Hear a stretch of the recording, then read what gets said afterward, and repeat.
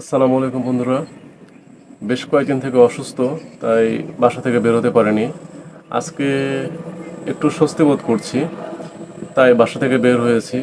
বের হয়েই চলে এসেছি আমার সেই প্রাণের জায়গা, যেখানে এসে বসলে আমার মন ভালো হয়ে যায়।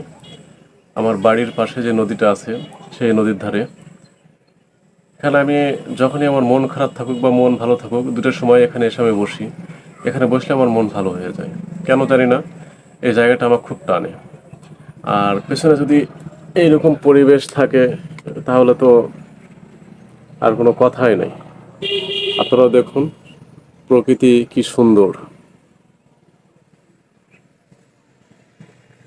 অনেকটা সময় ওইখানে কাটানোর পর আমার খুব মুড়ি খেতে ইচ্ছা করছিল, তাই চলে আসলাম এই দোকানটায়।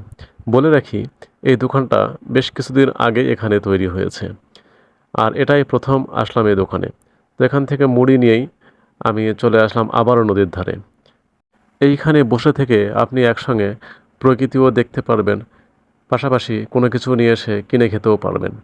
এখানে একটা মজার ব্যাপার আছে, আপনি যদি লক্ষ্য করে থাকেন, আমি যে জিনিসটা দিয়ে মুড়ি খাচ্ছি সেটা আসলে চামিচ না, এটা তাল গাছের পাতা। আর আমাদের এখানে এই তাল গাছের পাতাকে এইভাবে কেটে দেওয়া হয় চামিচ হিসাবে ব্যবহার করার জন্য। এখানে বসে মুড়ি খাচ্ছি আর প্রকৃতির অপরূপ সৌন্দর্যকে উপভোগ করছি। এই যে দেখুন নদী, নদীর উপরে আকাশ, কত সুন্দর। আর আজকের আকাশটাও অনেক সুন্দর। সামান্য পরিমাণে রোদ আছে, আর একটু পরে সূর্যমামা ডুবে যাবে। দেখতেও খুব সুন্দর লাগছিল।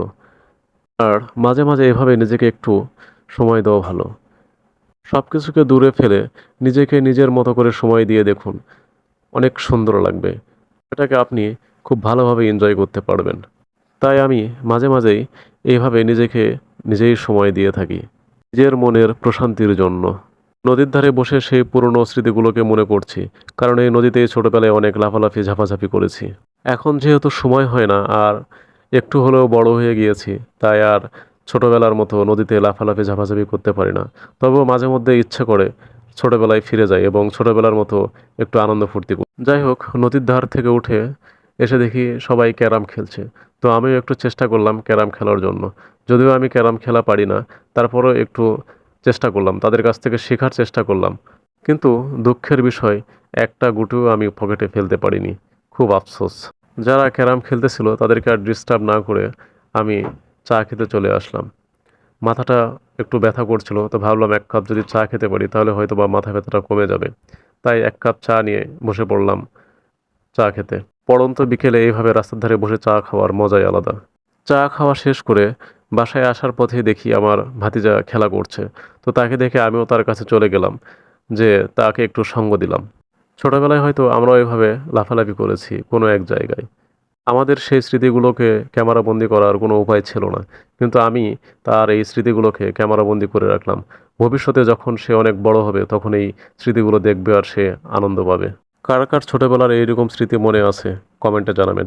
আর এতক্ষণ আমার সঙ্গে থাকার জন্য, আমার ভিডিও দেখার জন্য আপনাদের অসংখ্য ধন্যবাদ।